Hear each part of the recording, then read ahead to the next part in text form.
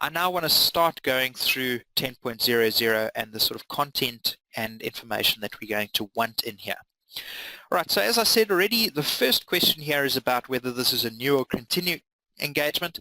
I'm going to select a continuing engagement here. The reason for that is I've got another one set as a new engagement, and I just want to show you what difference that is going to make.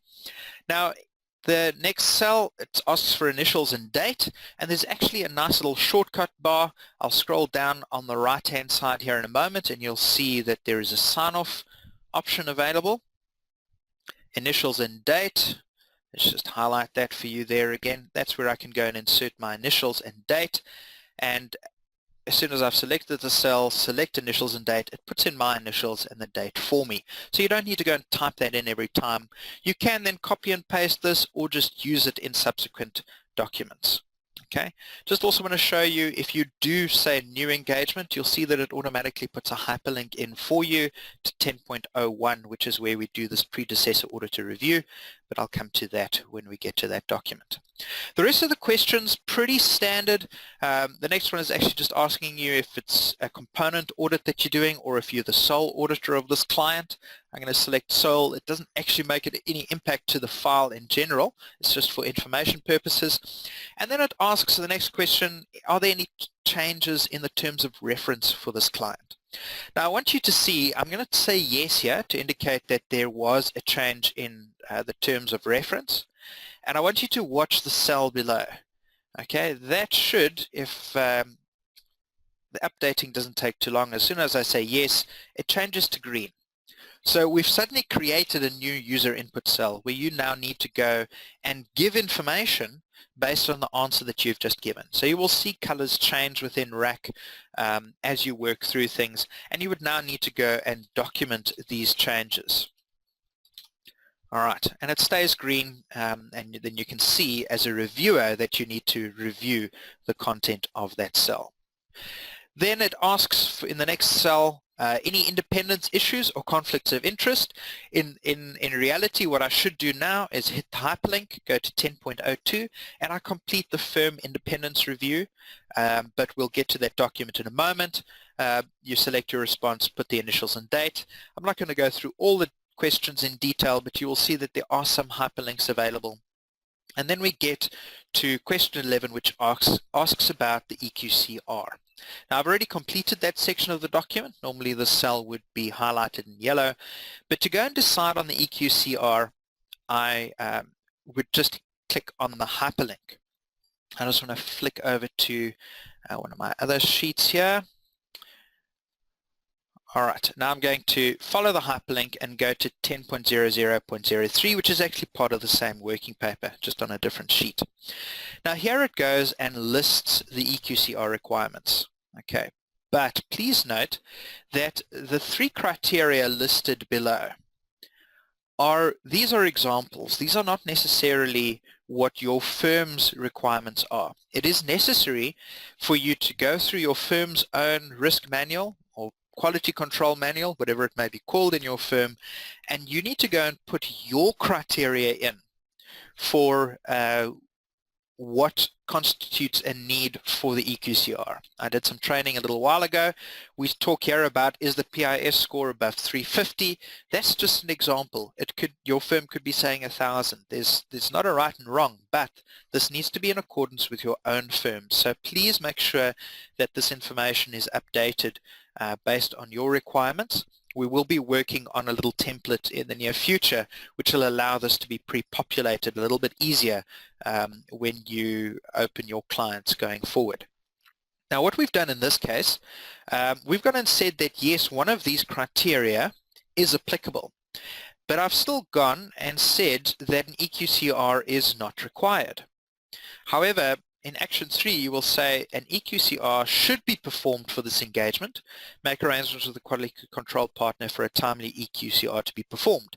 But then I say an EQCR is not required, and it still remains with this yellow highlighted cell for me, which is indicating to me, please give a detailed indication of why no EQCR is performed, where the above indicators indicate the need for one. So we've said yes, but we've said no, there's no EQCR. So there you need to go and document in detail why you're doing this, if you choose to do so. However, what should be happening is you should in this cell be saying an EQCR is to be performed. And then that yellow cell goes away, it's left white, there's no content, and you know that you've made the appropriate selection. Okay, now let's go and have a look at the PIS score. Also a sheet, and you could follow the hyperlink from the first engagement control document. The PIS score, as I said, you've probably calculated this beforehand, but now you can go and document it within this file, because we do actually use the PIS score in our sampling methodology. But what I want to show you is that in this case I haven't completed all the cells for the numbers. I've left one blank, and it actually is still showing to me that my PIS score is 0. The reason we've done that is that we don't want a false figure to be generated. So until all the values are completed, we actually say 0, so that it rings out as I'm missing something here. We don't want you to forget to put the number of employees because you don't have the value, and then you continue with the audit and you come back and see, oh, hang on, I forgot to put employees in. There are actually 1,000 employees. I've got the wrong PIS score. So it's just a little control that we've put in place that requires all content to be completed before you can continue. Okay, let's go and put a 10 in there. I end up with a PIS score of 560. All right. Now, just a quick comment maybe on CCs. Trying to remember if we do have the option here of a closed corporation. But recent guidance just around CCs has been pointing towards the fact that if a CC does not need an audit, it doesn't actually need a review either, even if this document goes and indicates that the CC may require a review. It's in the CICA guide that they released recently.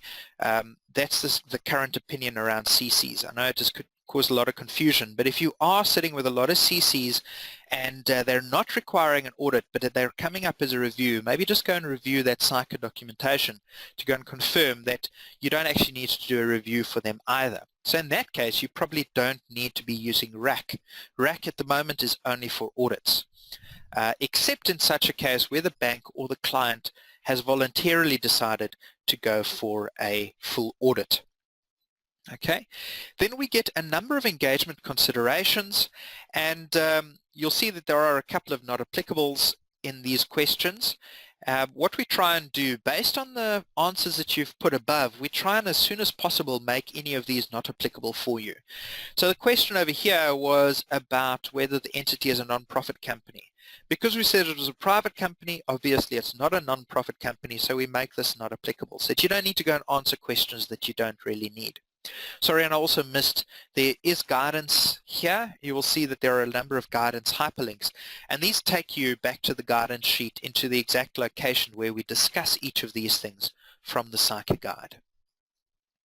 Okay, I'm going to scroll a little bit further down, and this is where we now assess whether or not an audit is required. And if any one of these questions comes out with a yes, an audit is required. If you're not ending up with a yes over here somewhere, then in fact we don't need RAC because it's not an audit, because this also includes a voluntary audit. Okay. There is also a questionnaire or some answers that look whether or not the independent review exemption applies. All three of these have to be yes before that independent review exemption can apply. And it also goes and assesses whether or not Section 92B of the Companies Act is applicable. And as soon as one of these questions comes out with a yes, then Section 92B does apply. So in this case, it just does tell you there, Section 92B must be applied to this entity. Please include a statement in the file to confirm that your firm is not involved in the compilation of the financial statements. So it's a little rider and a little reminder to you there that you should not be using Section 90. What this does at the end of the day, if I go back to the first document, it goes and completes for me what is the PIS score, does Section 92B apply, and what is the nature of the procedures required, and it is an audit and therefore RAC is appropriate to select, and we can continue with this engagement. The last and very important question here is, can the client continue to pay our fees? Hopefully the answer to that is yes.